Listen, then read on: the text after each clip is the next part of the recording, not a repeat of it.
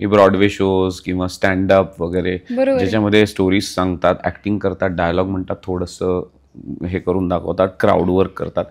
हे सगळं आपल्या पूर्वीच्या परंपरेमध्ये घडलेलं. नाट्य असेल किंवा कीर्तन, ज्याच्यामध्ये अभंग सांगायचे. कीर्तनकार मला असं वाटते is the OG of one act shows.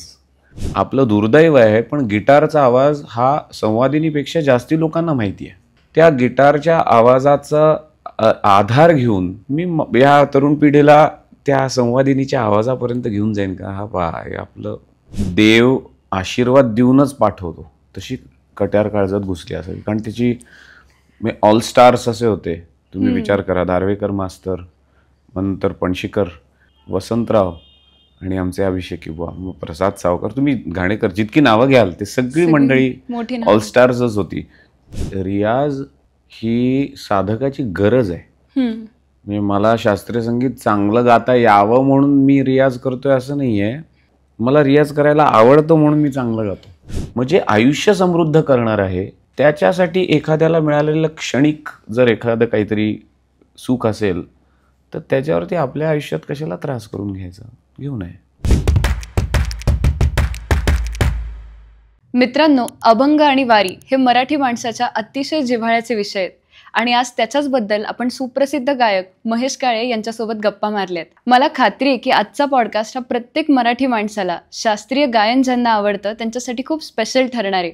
त्यामुळे पूर्ण पॉडकास्ट नक्की बघा आणि कसा वाटला ते आम्हाला कमेंट्समध्ये सांगा. नमस्कार महेश दादा, कसं आहेस? मी छान, तुम्ही कशा आहात? मी पण मस्त. सध्या एक वारी चालली आहे पंढरपूरला विठ्ठल नामाच्या गजरात, आणि एक तुझी वारी, अभंगवारी, जी फक्त भारतात नाही तर पूर्ण जगात सुरू आहे. तर या अभंगवारीबद्दल थोडंसं सांग. अभंगवारी हा कार्यक्रम त्या लोकांकरता जे खऱ्या वारीमध्ये सामील होण्या इतके भाग्यवंत नाहीत. मी गोंदवलेकर महाराजांकडे लहानपणापासून जातोय.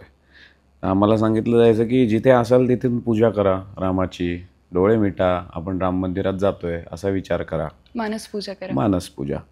तर त्यामुळे अभंगवारी ही संतांच्या अभंगातनं केलेली एक मानसवारी आहे.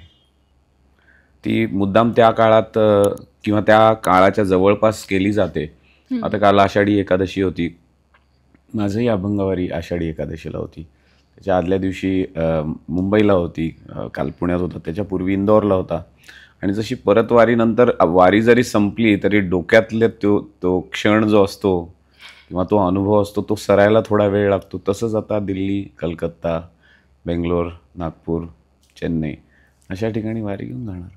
दादा, मी तुझे व्हिडिओज बघितलेत अभंगवारीचे किंवा आधीच्या पण कॉन्सर्टचे, की यू आर परफॉर्मिंग, आणि ऑडियन्ससुद्धा विठ्ठलाच्या नामस्मरणात तल्लीन झालेला असतो, की विठ्ठल विठ्ठल असा जप सुरू असतो.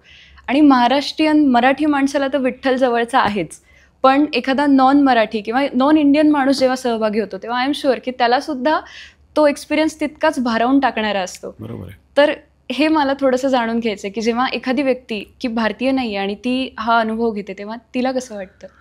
हे बघा, भक्ती ही जी कल्पना आहे ना, ती देवावरती विश्वास न ठेवणाऱ्या लोकांना सुद्धा माहिती आहे. त्यामुळे दिव्यत्वाची प्रचिती जेव्हा होते तेव्हा त्याला शरण जाण्याशिवाय दुसरा काही पर्याय नसतो. बरोबर आहे. आता माझा देव राम, विठ्ठल, कृष्ण, शंकर, दत्तगुरू हे सगळे माझे देव आहेत. तर मी माझ्या देवांमधनं जर लोकांना दिव्यत्वाची प्रचिती देऊ शकत असेन तर का नाही? इतकं सोपं आहे. आणि तसं पाहायला गेला तर भक्ती ही जी संवेदना असते त्या संवेदनेमध्ये कुठल्याही देवाचं नाव नसतं. देवाचं नाव घेतल्यानंतर तुम्ही एका स्थितीत जाता जिथे तुम्हाला भक्तीचा पूर्णानुभव होतो, पण त्या पूर्णानुभवामध्ये नाव कुठलंच नसतं. एक अत्यंत जवळचं आत्मीय असं नातं असतं. त्या नात्यापर्यंत मला असं वाटतं की जर तुम्हाला तुमच्या देवांच्या नावाच्या मार्फत घेऊन जाता येत असेल तर त्याच्या अंती दिव्यत्वाच्या जवळ असलेल्या व्यक्तीला आनंदच मिळणार आहे. त्यामुळे मला खूप आवडतं लोकांना गायला लावून.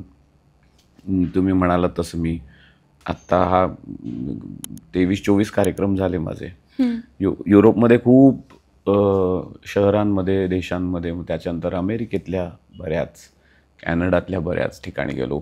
प्रत्येक ठिकाणी त्या देशातली मंडळी होती. स्विस लोक आली होती, स्वीडिश लोक आली होती, जर्मन लोक आली होती, सिप्रियट्स आले होते. आणि प्रत्येक ठिकाणी मला आनंद कसला होतो माहिती आहे, म्हणजे जाताना माझी यांची ओळख नसते, पण मला माहिती मी तिथून निघेन ना तेव्हा माझी त्यांची चांगली मैत्री असेल. कारण ते एक विठ्ठलाचं नाव आहे किंवा ते एक जो म्हणतो ना, एक एहसास असतो, एक आतमध्ये वाटतं वा हवा, ते मला माहिती आहे शास्त्रीय संगीतामध्ये दडलेलं आहे. आणि ते एकदा त्याची चव लागली की ती मग तुम्हाला गुरगुरायला लावते. खरे. महेश काळे आणि अभंग हे खूप एक सुंदर समीकरण आहे. तर जसा शास्त्रीय संगीताचा अभ्यास असतो तसं अभंगांचा वेगळा काही अभ्यास केलाय का, की म्हणजे आपल्याला अभ्यास हे पहा, कुठली कला ही अभ्यासातनं होत नाही, संस्कारातनं होते. आपल्याकडे इंडक्शन ज्याला म्हणतो ना, त्या इंडक्शनचं हजारो वर्षापूर्वीचं नाव गुरुकुल हे आहे. तुम्ही गुरुगृही जाता, तिथे राहता, त्या संस्कारातनं जशी साधारणपणे आईकडनं मूल भाषा शिकतं ना, ते अला काना आ, मग वेलांटी असल्यानंतर ई, असं होत नाही. बरोबर आहे. ती संस्कारातनंच होते.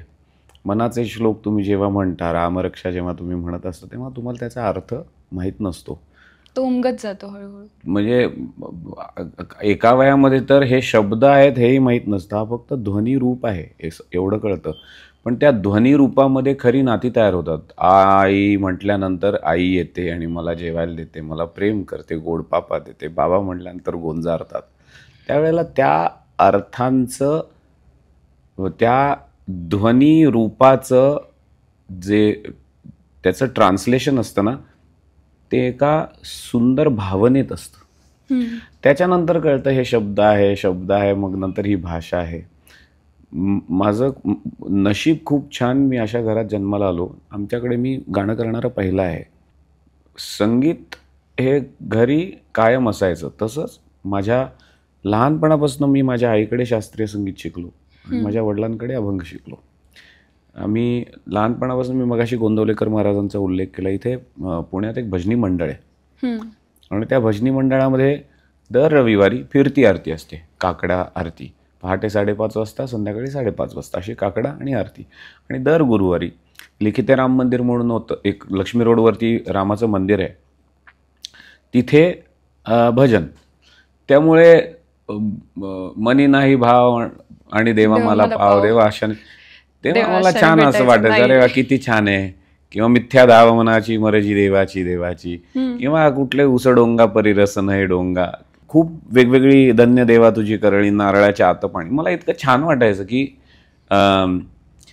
इतक्या सुंदर, सोप्या, सुलभ पद्धतीनं आपल्या संतांनी इतकं किती छान सांगून ठेवलेलं आहे. मग त्याच्याबद्दल आकर्षण वाटायला लागलं, मग त्याच्याबद्दल प्रेम वाटायला लागलं. आणि एकदा तुम्ही प्रेमात पडल्यानंतर गोष्टी खूप सोप्या होतात. तशा माझ्यासाठी शास्त्रीय संगीतात झाल्या, अभंगात झाल्या, नाट्यसंगीतात झाल्या.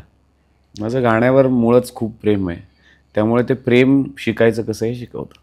वा. असा कुठला अभंग आहे की म्हणजे आपण म्हणतो ना की अंडररेटेड सॉन्ग आहे तसं?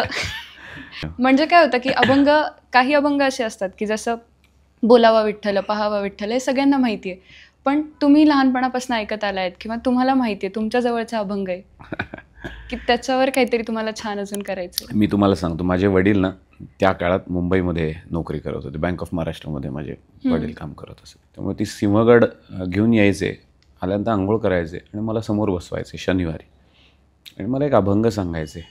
आणि तो त्यांचा अट्टाहास असायचा की दर आठवड्याला मी नवीन शिकलेला अभंग रविवारी गावा. त्यामुळे मी तर त्याच्याबरोबर भरपूर, तो दिवस माझा पूर्ण त्या अभंगाबरोबरच जायचा. त्यामुळे अंडररेटेड ओव्हररेटेड, एकतर मुळात जे संत हे भगवंताच्या इतक्या जवळ आहेत, त्यांनी केलेल्या काव्यावरती तुम्ही आणि मी काय अंडररेटेड सांगणार हो, आपली पात्रता नाही ती. तरीसुद्धा कुठल्याही तरी गोष्टीला आयबॉल्स मिळत आहेत म्हणजे तिचं रेटिंग जास्ती आहे, ह्या पद्धतीनं संत साहित्य बघण्याची गोष्ट नव्हे. म्हणजे अगदी तुम्ही फक्त म्हटलं जय जय रामकृष्ण हरीच्या घोषात सगळं आलं की हो. आपल्याला मी अनुग्रह घेतलाय गोंदवल्यात, कुठलाही गुरुमंत्र मिळतो तो पानभर नसतो, छोटीशी ओळ असते. बरं ती ओळ जी असती फार त्याच्यात अर्थ दडलेला नसतो, त्याच्या फक्त नाम असतं. पण त्या नामामध्ये अख्खं विश्व जर दडलं असेल तर तुम्हाला कुठला ओव्हररेटेड आणि अंडररेटेड अभंग आहे? मी तर म्हणतो अभंग जे आहेत ना ते नामाची लीला आहे. त्या नामाच्या सानिध्यात असल्यानंतर संतांना जे काव्य सुचतं ती नामाची लीला सांगणारं काव्य आहे. रूपाचा, देहाचा, नामाचा सगळे अभंग हे त्या लीलेतनंच येतात ना. तर मला असं एक अभंग तुम्हाला सांगणं खूप अवघड आहे, पण काही अभंग माझ्या जवळ आहेत. सदा माझे डोळा जडो तुझी मूर्ती या जवळ ह्या करता आहे. कारण करोना काळात माझे वडील गेले आणि ते गेल्याच्या दुसऱ्या दिवशी मला त्या अभंगाला चाल सुचली. त्याच्या चौथ्या दिवशी आता माझी आई नाही, वडीलही नाही, म्हणून मला कृष्ण माझी माता, कृष्ण माझा पिता हे याच्यावरती चाल सुचली. त्यामुळे काही अभंगांना एक माझं वैयक्तिक नातं आहे, म्हणून त्या नात्यांमुळे त्या अभंगाची जवळीक आहे. एवढंच. देवाजवळ जाण्याचं साधन तर आहेच, आणि त्याचे ना खूप सुंदर अर्थ आहे, आणि प्रत्येक अभंग काहीतरी आपल्याला वेगळं शिकवून जातो. म्हणून अशा काही वेगळ्या गोष्टी असतील. कारण साधारण जो माणूस असतो, आता प्रत्येकाला सगळा अभ्यास करणं तर शक्य नाही अभंगांचा. जे जे साधारण परफॉर्म केले जातात ते अभंग सगळ्यांना माहिती असतात, पण मग काही वेगळ्या गोष्टी असं खरं तर तुम्ही पाहायला गेलात ना तर फार काही गहन नसतं आयुष्य. आपण अवघड करून ठेवतो. खोटं बोलू नये हे कितवीत शिकलात तुम्ही? लहानपणापासून. कधी खोटं बोललात शेवटचं? मग ते प्रॉब्लेम त्याच्यातच आहे ना, ज्या गोष्टी आपल्याला माहिती आहेत त्या आपण करत नाहीत. त्यामुळे अभंगाच्या सानिध्यात तुम्ही जितके राहाल तितकंच देवाच्या जवळ असलेल्या संतांच्या काव्याच्या जवळ राहाल, म्हणजे तुम्ही देवाच्या जवळ राहाल. मग त्या देवाच्या सानिध्यामध्ये जे आहे ते सत्य वचन जे असतं त्याची तुम्हाला सातत्याने आठवण होते, म्हणून रोज पूजा करायची. आपल्याला माहितीच असतं की खोटं बोलू नये, दुर्व्यवहार करू नये. आमच्या महाराजांच्या ह्याच्या बऱ्याच गोष्टी आहेत. नाम सदा बोलावे, गावे भावे जनासी सांगावे, मनाचे श्लोक सगळं तेच सांगतात. रोज का म्हणायचं? पाठ असतात ना. बरं, पाठ आहेत का बघायला रोज म्हणतो का? नाही. शब्दातनं तुम्ही एखादी कमिट करता गोष्ट तेव्हा ती तुमच्या मनाला सांगितली जाते की हे मला माहिती आहे, असं आचरण असण्याची गरज आहे. आणि कसं आचरण असण्याची गरज आहे हे सातत्याने तुम्ही सांगितल्यानंतर जसं एखादं ध्येय बघतो आपण रोज आणि त्याच्या मागे पळतो ना, तशी ती गोष्ट आहे. मुळातच कुठलाही अभंग घ्या तुम्ही. आता सुंदर ते ध्यान उभे विठ्ठल इतकं छान आहे. मी पंढरपूरला तुम्ही गेला असेल तर इतकं तिथे काही लागत नाही हो. बाकी तुम्ही आनंदात असता. त्या पांडुरंगासमोर उभं राहून काही करावं असं वाटत नाही. एक विसावा मिळतो, शांतपणा. मग झालं की अजून काय शिकायचं आहे? शांत राहा. कुठलीही गोष्ट फार मोठी तुम्हाला मिळाली तर फार जास्ती उल्हासित होण्याची गरज नाही. सगळं आयुष्य नश्वर आहे. कुठलंही दुःख आलं तर ते आयुष्यभराकरता राहत नाही, ते सरणारच आहे. आयुष्य म्हटल्यानंतर दुःख आणि सुख या गोष्टी जोडीनेच येतात. एका नाण्याच्या दोन बाजू आहेत. हे सगळं त्यातनं कळतं की हो. त्यामुळे तत्वज्ञान शब्दारूपातनं कधी त्याचं उकललं जातं किंवा त्याच्या सोबत राहून संस्कार रूपाने तुम्हाला ते उलगडत जातं. खरंय दादा, तू जसं म्हटलं की तुला जितका अभंग जवळचा आहे तितकंच नाट्यसंगीत पण जवळचं आहे. आणि म्हणजे तुझा जो प्रवास आहे सगळा सांगीतिक जर्नी, त्याच्यामध्ये नाट्यसंगीत हे खूप आधीपासून तुझ्यासोबत आहे. सगळ्यात जास्ती अगोदरपासून अभंग आहे. मी तुम्हाला कारण सांगतो. मी अभंग त्या वेळापासून शिकतोय जेव्हा मला हा अभंग म्हणजे देवा करता असतोय माहितीच नव्हतं. पण आमच्याकडे अर्चना असायची कायम सकाळी, आणि मी मला वाटतं 20-25 वर्ष माझ्या आयुष्यातली पहिली मी अशाच पद्धतीने जगलोय. काकडा आरती भजन, काकडा आरती भजन, आठवड्यातनं 3 वेळा. आणि मग 3 वेळा त्याची प्रिपरेशन करायचं की मला गायला आवडायचं म्हणून पेटी वाजवायचो मी लहानपणी. प्रत्येक वेळेला मला पेटी वाजवायला आवडायची. पेटी पण, गाणं पण. आणि कधी निरूपण होतं का की म्हणजे वडिलांनी विचारलं की अभंग तर गायला, पण आता याचा अर्थ सांग, असं काही? निरूपण नाही, पण मी बरेच कीर्तनाचे कार्यक्रम संगत केले पेटीवर. त्यामुळे निरूपण मी खूप ऐकलंय. म्हणजे वयाच्या कितव्या वर्षापासून साधारण? मला आठवत नाही. मी माझा जन्म झाल्यापासून, मला जेव्हापासून आठवतंय तेव्हापासून मी हे करतोच आहे. त्यामुळे हे करतो खूप वर्ष झाली. की रेडिओ असायचा तेव्हा, एकच चॅनल होतं, बाकी काही चॅनल्स नव्हती. आणि त्याच्यानंतर टी व्ही आला. त्या टी व्ही पण संध्याकाळी काहीतरी 5-5:30ला हरिपाठाने सुरुवात व्हायची, ते 10 वाजता संपायचा टी व्ही. दूरदर्शन होतं फक्त आणि दुपारी बालचित्रवाणीचा 1 का 1.5 तासाचा कार्यक्रम असायचा. तर त्यामुळे पहिल्यांदा शास्त्रीय संगीत, मग नाट्यसंगीत आणि भक्ती संगीत या क्रमावळीमध्ये रेडिओमध्ये लागायचं. माझ्यासाठी ती गाणीच होती सगळी. एक देवावरचं गाणं, एक कसलं तरी महाभारत किंवा कथानक सांगणारं गाणं आणि खूप आलापी असलेलं अव्यक्त भावना व्यक्त करायचा प्रयत्न करणारी गाणी, अशी माझ्यासाठी ती 3 गाणी होती त्यावेळेला. मग नंतर कळालं एक शास्त्रीय संगीत आहे, एक नाट्यसंगीत आहे आणि एक अभंग आहे. नाट्यसंगीत हे मला असं वाटतं की महाराष्ट्राची खूप मोठी देण आहे, ज्याच्यामध्ये आपण आता ज्याला मल्टीडिसिप्लिनरी म्हणतो ना, की ब्रॉडवे शोज किंवा स्टँडअप वगैरे, ज्याच्यामध्ये स्टोरीज सांगतात, ऍक्टिंग करतात, डायलॉग म्हणतात, थोडंसं हे करून दाखवतात, क्राऊड वर्क करतात. हे सगळं आपल्या पूर्वीच्या परंपरेमध्ये घडलेलं. नाट्य असेल किंवा कीर्तन, ज्याच्यामध्ये अभंग सांगायचे. कीर्तनकार मला असं वाटतं is the OG of one act shows, तुम्ही पाहायला गेलात तर. कारण कीर्तनकाराकडे काय नाही आहे, स्वर आहे, हजरजबाबीपणा आहे, संत साहित्याची चांगली सगळ्याच आहेत जाणे आणि परत प्रबोधन येतात सगळं. आणि मुळात हे सगळं कशासाठी करतायत तर मनुष्य जन्म चांगला सार्थक का व्हा ह्याच्यासाठी करतायत. ही परंपरा आपल्याकडे इतकी उज्ज्वल आहे. त्यात नाट्यसंगीत हा एक खूप सुंदर, आपल्याकडे युनिक असा, जगाच्या दृष्टीने पाहायला गेला तर दुर्मिळ प्रकार आहे. नाट्यसंगीताशी मी जास्त जवळून जोडलो गेलो तो माझ्या गुरुजींमुळे, पंडित जितेंद्र अभिषेकी बुवांमुळे. आता पुन्हा त्यांची ओळख माझी रेडिओवरनंच होती, कारण एक असा आवाज जो माझ्या थेट हृदयात जायचा.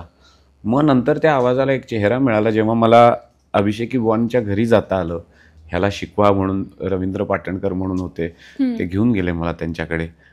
माझं नशीब खूप बळकट म्हणून मला अभिषेकी बुवांनी शिष्य म्हणून स्वीकारलं.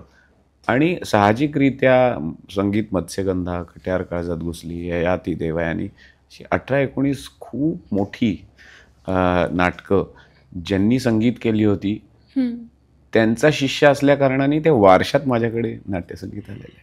म्हणजे आई वडिलांचा पण आणि गुरूंचा पण वारसा खूप समृद्ध आहे, खूप मोठा आहे. प्रश्नच नाही, मी खूप भाग्यवंत आहे.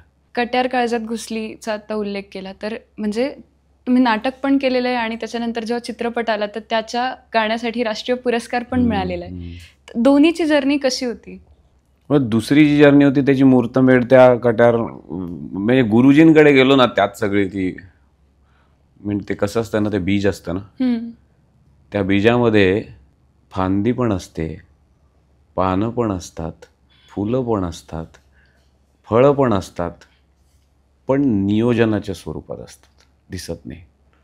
ते बीज रोवलं गेलं माझ्यात जेव्हा मी अभिषेकी बुवांकडनं संथा घेत होतो रोज. त्यांच्याकडे शिकत असल्या कारणाने साहजिकपणे मी म्हटलं तसं कट्यार काळजात घुसलीची जी नाट्यसंगीत आहेत सगळी ती माझ्या गुरुजींच्याच आली आहेत.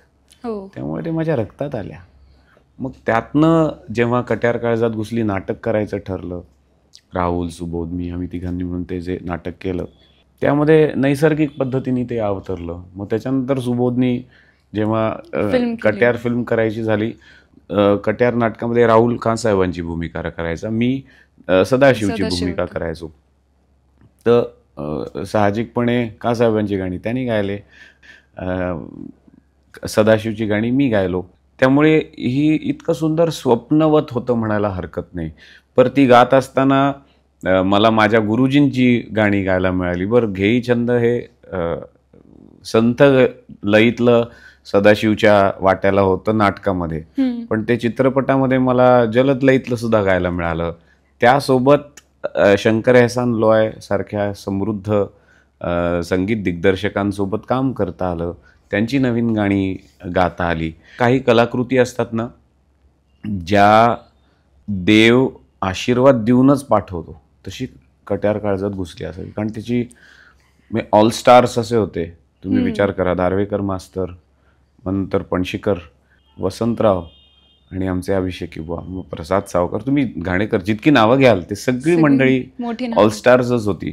तेव्हापासून आत्तापर्यंत तुम्ही चित्रपटापर्यंत पहा, एक वरदहस्त देवाचा असलेली कलाकृती, आणि त्या कलाकृतीचा भाग मला होता आलं ह्याचा खूप आनंद होतो. कट्यार काळजात घुसली हा खूप सुंदर प्रोजेक्ट होता आणि म्हणजे आपली मराठी फिल्म होती आणि अजूनसुद्धा नॅशनल लेवलच्या प्लॅटफॉर्म्सवर पण इंडियन आयडॉलसारख्या कॉम्पिटिशन्समध्ये पण ती सगळी गाणी गायली जातात. तर असाच मराठी लोकांना घेऊन एखादा पॅन इंडिया प्रोजेक्ट व्हायला पाहिजे. मी जेव्हा म्हटलं ना, देवाचा वरद हस्त असतो. आपलं आयुष्य खरं तर आपण आशीर्वाद कुठे कुठे दडलेले आहेत हे शोधण्यात घालवलं पाहिजे. त्या कलाकृतीचा मी भाग झालो म्हणून मला तो आशीर्वाद मिळाला. आता देवाने कुठे आशीर्वाद ठेवलेले आहेत आपल्याला माहीत नाही, म्हणून आपण सातत्याने क्रिया करायची, पण त्या क्रियेमागचा जो धर्म आहे शास्त्रीय संगीताचा, अभिजात संगीताचा धर्म पाळतो मी, तो दैनंदिन करत राहायचा. कुठल्या माझ्या प्रार्थनेला उत्तर मिळेल देवाचं हे मला माहीत नाही. जितकी तुम्ही दैनंदिन पद्धतीने त्याची अर्चना कराल, कुठल्या तरी अर्चनेला मिळेलच की. असं म्हटलं जातं की शास्त्रीय संगीतासाठी रियाज खूप महत्त्वाचा आहे आणि तुम्ही म्हणालात तसं की भावना या जास्त भावभावना ज्या आहेत किंवा एक शुद्ध अंतःकरण जे हे जास्त महत्त्वाचं आहे. मग ह्या सगळ्यात रियाज किती आणि कसा झाला पाहिजे?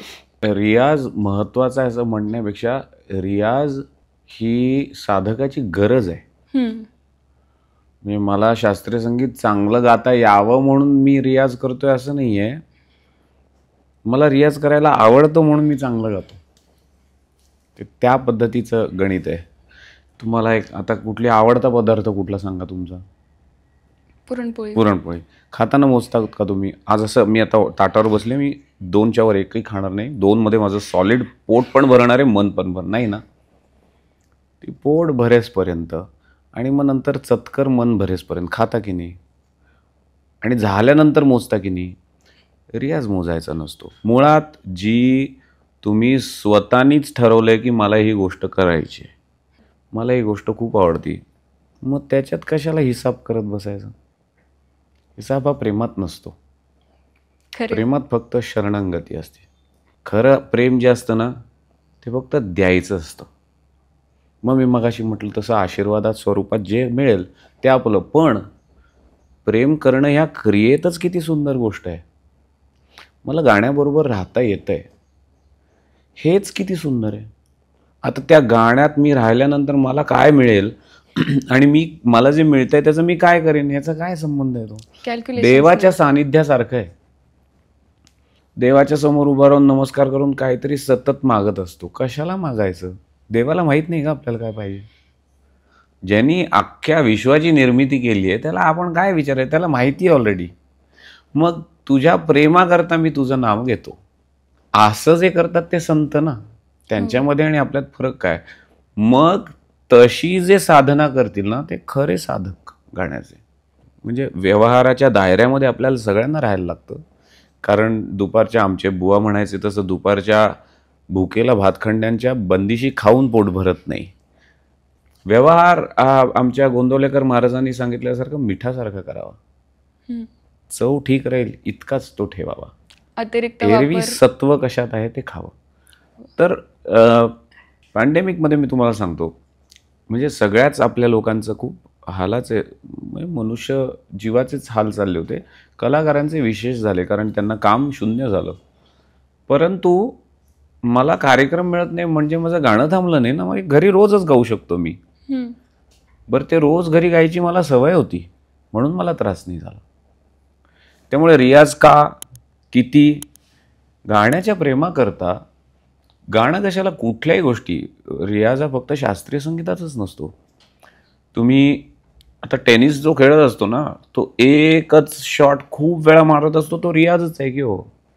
जो मॅरेथॉनसाठी ट्रेन करत असतो, जो सातत्याने पळत असतो, तो रियाजच आहे.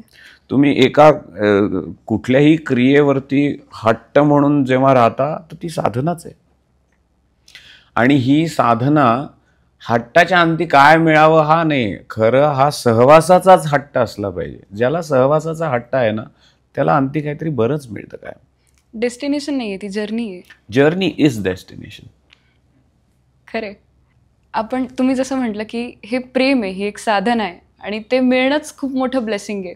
एखादी व्यक्ती असते, एखादा नवीन शिकणारा विद्यार्थी असतो की जो रोज रियाज करतोय, जो खूप मनापासून साधना करतोय, ज्याला मनापासून परफॉर्म करायची इच्छा आहे. आणि असं होतं की एखादी रील बनते, कोणीतरी व्यक्ती असते की जिला कुठलाच बेस नाही आहे क्लासिकलचा किंवा सुगमचा पण, आणि ती अचानक प्रसिद्ध होते. म्हणजे त्याच्यात नसतं, त्याच्यात कुठलंच टॅलेंट नसतं आणि ती एकदम पॉप्युलर होते. हा मनुष्य दोष नवीन लोकांमध्ये, जुन्या लोकांमध्येही असतो. दुसऱ्याच्या सुखानं आपलं पोट दुखतंय ह्याच्यातच प्रॉब्लेम आहे. आणि ते आपलं पोट का दुखतंय हे बघण्यासाठी आपल्याच आयुष्यात काहीतरी आपण गोंधळून ठेवलेलं आहे. मगाशी जसं सांगितलं तसं, आता दुसऱ्याची पात्रता काय आहे आपण का ठरवावी? जग इतकं विशाल आहे की त्याचा प्रत्येक कोपरा फक्त देवानी पाहिलाय. मग आपण पाहिलेल्या जगावरनं आपण का दुसऱ्यांनी पाहिलेल्या जगाचं वरती मत द्यावं? देऊच नये. मला गाण्याबरोबर 18 तास घालवता येतात, ह्या आनंदापेक्षा दुसऱ्याला 1 मिलियन त्याच्या गाण्याला व्ह्यूज मिळाला, हा जर त्याला मिळालेला आनंद माझ्या आनंदापेक्षा ठेंगणा होत असेल तर तुमच्यात मोठा दोष आहे. 18 तास तुम्हाला आनंदित राहता येतंय, तर 30 सेकंदाची दुसऱ्याची रील बघून इतका त्रास कसा होऊ शकतो? मला नाही होत. बरोबर आहे, पण ती वयासोबत किंवा ती साधनेसोबत येणारी मॅच्युरिटी आहे ना. मग तो जगण्याचा भाग आहे. स्वीकार करायचा, तेव्हा रडायचं, कंप्लेंट करायची, परत 18 तास रियाज करायला लागायचं. 18 तास. हे पहा, मी मगाशी म्हटलं तुम्हाला झोपेला लागतात 6 तास, बाकीचा वेळ जर तुम्हाला आवडतं तेवढंच करावं. प्रत्येकाने करता येत नाही म्हणून व्यवहार करावा. मग व्यवहार केल्यानंतरचा जो मोकळा वेळ तो सगळ्या आपल्या प्रेमाकरता द्यावा. प्रेमात पडल्यात तुम्ही, तेच केलं ना. अभ्यास करायचा, घरची सगळी कामं करायचा, शाळेला जायचा, ते सगळं करून सुद्धा तुम्हाला प्रेमाकरता वेळ होता की नाही? कसा काढला तो? तसाच तो गाण्याला काढायचा. दुसऱ्याला मिळालेल्या यशाचा आपल्याला दुःख होतं, हे चुकीचं आहे. तुम्ही किती रियाज करता हे त्याचा काय फरक आहे? भगवंतानीच दिलं त्यांना जे काय दिलं ते. बरं, ते घाणेरडं आहे, तो कुठली तरी गरज पूर्ण करतोय. ते गाणं काय, जे काय रील आहे, नाचाचं असेल, कसलेही असेल, कुठली तरी गरज पूर्ण करताय म्हणूनच तर ते चालतंय. तुमचं नाही मिळालं लाईक त्याला, पण बाकीचे तर मिळतायत. आता ते तुम्हाला हवे असतील तर तीच गोष्ट करा, मग कशाला शिकताय? पण मग शिकण्यावरती तुमचा विश्वास आहे ना, थोडासा संयम. शिक्षण ही तुमचं आयुष्य समृद्ध करण्याची गोष्ट असते. पहिली नोकरी मिळवण्यासाठी शिकत नाही तुम्ही. खरे. म्हणजे आयुष्य समृद्ध करणार आहे, त्याच्यासाठी एखाद्याला मिळालेलं क्षणिक जर एखादं काहीतरी सुख असेल तर त्याच्यावरती आपल्या आयुष्यात कशाला त्रास करून घ्यायचा? घेऊ नये. हिंदुस्थानी म्हणजे आपलं क्लासिकल म्युझिक आणि कर्नाटकी म्युझिक, तर साधारण असं होतं की आपल्याकडे हिंदुस्थानी क्लासिकल म्युझिकच जास्त ऐकलं जातं. तर या दोन्हीमध्ये काय साम्य आणि काय फरक जाणवतो, किंवा तुम्ही कसं बघता कर्नाटकी? भावंड आहेत दोन, एक शहरात गेला आणि एक दुसऱ्या शहरात गेला, किंवा एक इंडियात राहिला, एक फॉरेनला गेला. फॉरेनला जाणारा असतो, त्याचं एक तिकडची जीवनसरणी तो घेतो. इंडियात राहणारा असतो, आपल्या भारतात तो भारतीय जीवनसरणी घेतो. पण सरते शेवटी दोघंही एकाच आईबापांची मुलं आहेत, संस्कार दोघांवरती तेच आहेत. तसं हिंदुस्थानी आणि कर्नाटिक संगीत आहे. तुम्ही पाहायला गेलं तर कर्नाटिक आणि हिंदुस्थानी कशाला, जगातलं सगळं संगीत कमी बहुत फरकाने सारखंच आहे. हो, सारखं. मी आता फरक काढायला गेलात तर फरक दिसतीलच, पण आपल्याला अलीकडच्या जगामध्ये फरकावरतीच फार जास्ती लक्ष जातं. 7च स्वर असतात. जगातल्या कुठल्याही संगीतामध्ये कमी जास्त फरकाने त्याच गोष्टी असतात. ठेक्यांची नावं वेगळी असतात, तालांची नावं वेगळी असतात. पण आफ्रिकेमध्ये सुद्धा लघु असे अवघड असलेले रिदम्स आहेत, जॅपनीज ड्रमिंगमध्ये सुद्धा आहेत. मिडल ईस्टर्न संगीतामध्ये सुद्धा कुठेतरी श्रुतींचा एक वेगळ्या पद्धतीने विचार केला जातो. त्यांच्याकडे एक वेगळा गंधार असतो जो या 12 स्वरांच्या मध्ये मोडला जात नाही. अशा वेगवेगळ्या गोष्टी सगळीकडे तुम्हाला आढळतात. तुम्हाला मी खाण्याचं एक पदार्थ कुठले कुठले असतात सांगा आपल्या जेवणामध्ये? भाजी पोळी. भाजी, पोळी म्हणजे धान्य, वरण म्हणजे पण धान्य, अजून काय? डेअरी. आता जे मीट ईटर्स आहेत ते मीठ.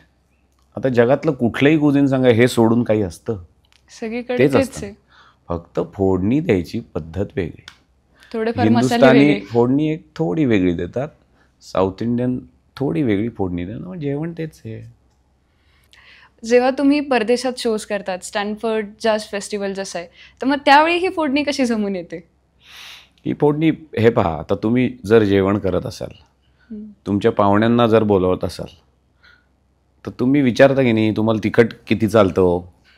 हां, मी जरी आमच्याकडे खूप तिखट खातात म्हटलं, तुम्ही खायला पाहिजे असं म्हटलं तर त्यांना आवडेल का ते? नाही. बरं, आता तुम्ही मुळात त्यांना बोलवलंय म्हणजे तुम्हाला त्यांच्यावरती प्रेम आहे. हां, त्यांना तुम्हाला समाधानी करायचं आहे अन्न खायला घालून. मग थोडं कुठेतरी त्यांना काय आवडतं हेही पाहिलं पाहिजे. बरं, आमच्याकडे कसं केलं जातं हेही तुम्हाला कळायला पाहिजे. ह्याच्यापेक्षा आळणी मी करू शकत नाही असंही तुम्ही म्हणता की नाही. तर कुठेतरी तसं पाहायला गेलात ना, मनुष्यजीव हा शेतीच्या आधी फार वेगळ्या पद्धतीने जगत होता. आपण रोज सकाळ संध्याकाळ दुपार खात नव्हतो, खाऊन घ्यायचो, मग ते पचवत राहायचो. त्याच्यानंतर शेती, मग धान्य साठवायचं आलं, मग कुठेतरी अग्नीचा शोध, आणि त्याला अन्न कसं, मग त्याच्यातनं बदलत गोष्टी आल्यात. त्यामुळे आत्ता जे आपण जेवत आहोत, आपल्याकडे जुन्या जरी स्वयंपाकात हे असतील, रचना असतील, कृती असतील, तरी सुद्धा नवनवीन आपण आपल्या घरी पण प्रयोग करतो की आता ते चीजचा डोसा आणि काय होतं का पूर्वी? माझ्या बालपणी नव्हतं आहे. बरोबर आहे. पण खातात की लोक. हां, तर हे शोधल्याशिवाय काय आवडतंय काय नाही आवडत हे कळणार कसं? प्रयोग झाले पाहिजे. बरं, कुठलाही वाहता जो झरा असतो ना, तो कायम फ्रेश असतो. जे अळतं पाणी त्यालाच वास यायला लागतो. त्यामुळे कुठेतरी आपलं संगीत वाहतं राहावं आणि त्याला प्रवाह मिळत असताना कुठल्या वाटेला ते जाऊन समृद्ध होईल आपल्याला माहीत नाही. तर एक जो झरा आहे गाण्याचा, तो आपल्या कोलॅबरेशन्समधनं कुठे वाट शोधतोय हे पाहायला मला खूप आवडतं. आता मी राहतो अमेरिकेमध्ये, माझ्या आजूबाजूला भोवताल सगळं लोक जी आहेत ती त्यांच्या पद्धतीने राहणारी आहेत, तर ते समजून घेतो. त्यातल्या 4 जर गोष्टी बऱ्या असतील तर का नाही आपल्या आयुष्यात घ्यायचं? आता विकेंड कल्चर आपल्या भारतातही आलंय की. पूर्वी आम्ही संध्याकाळी झाली की चपला बाहेर काढायचो, पळत सुटायचो खाली, झटापटी खेळा, दगड का माती खेळा, लगोरी खेळा. आता कुठलं काय तसं राहिलेलं नाही. आता हॅलो, हा आहेस का, येतोच का रे खेळायला, झालंय ना. मग जी पद्धत अवलंबून आपल्याला आयुष्य सुलभ सोपं करता येईल, तसंच ह्या वेगवेगळ्या पद्धतीतनं तुम्ही कसं करता, आम्ही कसं करतो, चला आपण एक काहीतरी गंमत करून बघायचं का? जसं आपल्या आवडत्या मित्रांबरोबर आपण सहलीला जातो, मग ती सहल बेताना, मला नाही बाबा झूमध्ये जा, अगं चल की थोड्या वेळ, बरं मग ठीक आहे मी 2च तास तुझ्याबरोबर येईन, ठीक आहे, बरं ठीक आहे तू 2 तास ये. या पद्धतीने आपण, शेवटी काय असतं त्याच्या, तुलाही आनंद मिळाला, मलाही आनंद मिळाला. आणि आनंद ना हा वाटून जितका आपल्याला भोगता येतो तितका एकट्यात भोगता येत नाही. तर माझ्या शास्त्रीय संगीताचा आनंद मला सगळ्यांबरोबर वाटायचा आहे, तसं त्या फ्युजनच्या लोकांबरोबर वाटतो. आणि जसं आधी म्हटलं होतं तसं भक्ती ही प्रत्येक ठिकाणी आहेच. संगीताबद्दलचं प्रेम प्रत्येक ठिकाणी, प्रेम आणि भक्ती या दोन्ही गोष्टी तुम्हाला जगात कुठल्याही कानाकोपऱ्यात गेला, त्याचं नाव, नात्याचं नाव, देवाचं नाव बदलेल, पण संकल्पना तीच असते. तर आता जसं तू सांगितलंय की या सगळ्या जर्नीमध्ये तुझ्या आई वडिलांचा, तुझ्या गुरूंचा खूप मोठा वाटा आहे. जे सगळे संस्कार आहेत ते तिथून पहिले आलेले आहेत, पण म्हणू शकतो बाळकडू मिळालेले आहे. म्हणजे आता हे प्रत्येकाला नशिबात येतच असं नाही आहे की गुरूंचा सहवास खूप महत्त्वाचा असतो. पण तो जर एखाद्या व्यक्तीला मिळत नसेल पण खूप इच्छा असेल, तर मग त्या व्यक्तीने काय करावं? इच्छा बळकट ठेवावी, श्रद्धा ठेवावी, गुरु सापडतात. इतकं सोपं आहे. मला सांगा, तुम्हाला भगवंत भेटलाय का?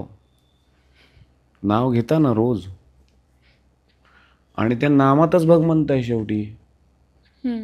आपण त्याला एक वेगवेगळा आकार दिला आपल्या इमॅजिनेशनप्रमाणे. श्रीराम जयराम जय जयराम म्हणताना, विठ्ठल विठ्ठल म्हणताना एक आतमध्ये एक ऊर्जा जी असते ती ऊर्जाच भगवंत आहे, नाही का? खरे.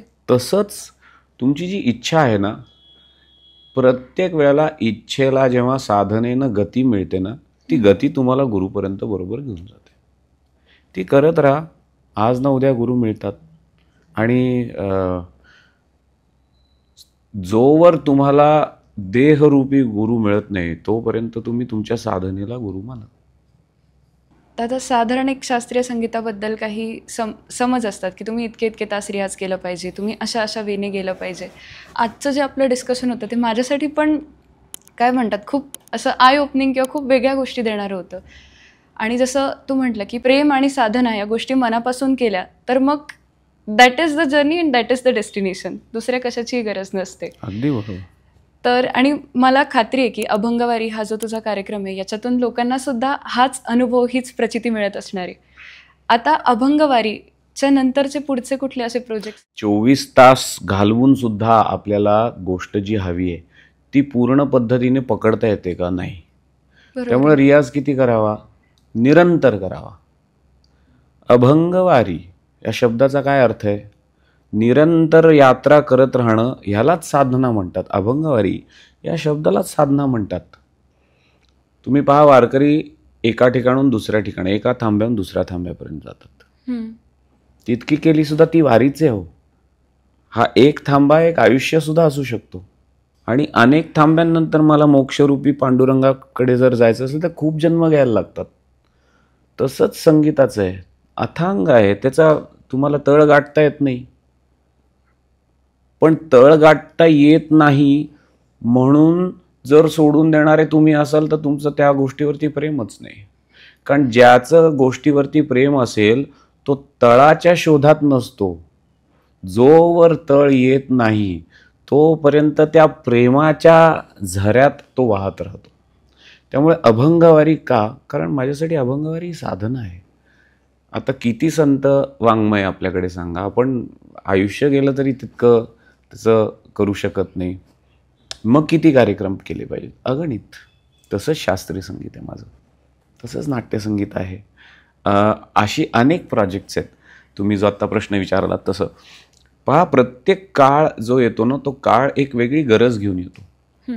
आत्ताचा काळ अशा पद्धतीचा आहे की 6 सेकंदाचं तुम्हाला अटेन्शन स्पॅन आहे, त्याच्या पलीकडे गेले तर लोक क्लिक करत नाही, हे करत नाही.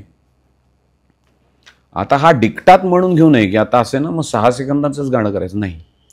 पण तुमच्या गाण्यामध्ये काहीतरी नियोजन आहे का की त्या 6 पेक्षा मी खेचून तुम्हाला 6 सेकंदाचं, तर ते कुठेतरी मला शोधायचं असतं. मग ते मी सादरीकरणामध्ये कधी कधी शोधायचा प्रयत्न करतो, कधी कधी साऊंड एक्सपेरिमेंट्समधनं शोधायचा प्रयत्न करतो.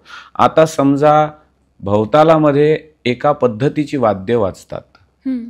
आपलं दुर्दैव आहे पण गिटारचा आवाज हा संवादिनीपेक्षा जास्ती लोकांना माहिती आहे. त्या गिटारच्या आवाजाचा आधार घेऊन मी या तरुण पिढीला त्या संवादिनीच्या आवाजापर्यंत घेऊन जाईन का? हा पहा, हे आपलं खूप शास्त्रीय संगीतातलं आवाज आहे. मग त्याच्या मागे जाऊन आपल्या सारंगीचा हा आवाज आहे, मग त्याच्या मागे जाऊन हा तंबोऱ्याचा आपला आवाज आहे. हे करण्यासाठी मग मला साऊंड एक्सपेरिमेंट्स करावेसे वाटतात. त्या प्रवासावरती मी वाटचाल सुरू केलेली आहे की कुठेतरी तरुण पिढी कुठे जाते, काय करते? अच्छा, तुम्ही रील्स करताय का? बरं, मग मी रील करतो की मी म्हणतो मग मग मग रे सा ग म प ग म ग रे सा मग मग मग रे सा ग म प. का नाही? माध्यमाचा दोष नाही आहे. माध्यमावरती काय केलं जातं हे ते माध्यम सकस आहे का कसं आहे हे ठरू शकतं. तर साऊंड एक्सपेरिमेंट्स काही करतोय.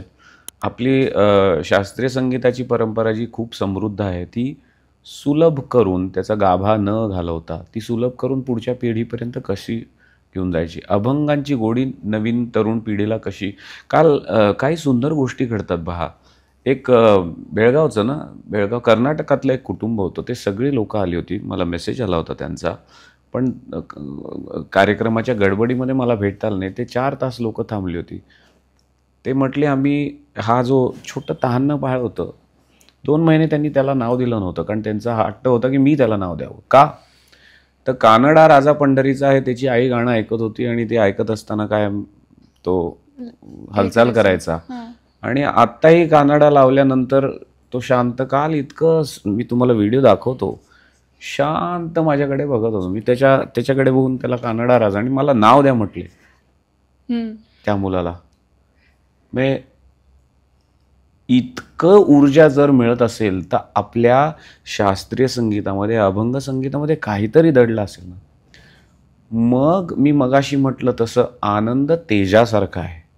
तेज जर पसरलं नाही ना तर ते आकुंचन पावतं. आनंद जर वाटला नाही ना तो लोप पावतो. तर मला माझ्या शास्त्रीय संगीतातला, अभंग संगीतातला आनंद, तेज हे कसं वाटू, आज मी तुम्हाला त्याची गोडी लावली ना की 2 लोक आपल्या संगीताचा आनंद घेतात, 2 लोक आनंदी झाले. आपण दोघांनी मिळून जर 2000 लोकांना हे केलं ना तर 4000 लोकांना आनंद मिळतोय. अशी आनंदाची फौज कशी निर्माण करता येईल, त्या तरुण पिढीमध्ये त्याचं प्रातिनिधित्व कसं ठेवता येईल, या दृष्टीने शास्त्रीय संगीत असेल, नाट्यसंगीत असेल, अभंग संगीत असेल किंवा फ्युजन असेल किंवा अगदी टेडेक्समध्ये जेव्हा मी बोलायला जातो, माझं ध्येय हेच असतं की मला हा जो अत्यंत सहज, सोपा, खूप काळाकरता घेता येणारा जो आनंद आहे तो मला इथे ठेवता कसा येईल. नक्कीच. दादा, आज तू ट्विग मराठीला इतका वेळ दिला, इतक्या सुंदर पद्धतीने गोष्टी उलगडून सांगितल्या, त्यासाठी खूप खूप धन्यवाद. तुमचे पण खूप धन्यवाद. ट्विग चॅनलनी माझे विचार तुमच्या श्रोत्यांपर्यंत, दर्शकांपर्यंत पोचवल्याबद्दल तुमचे खूप आभार.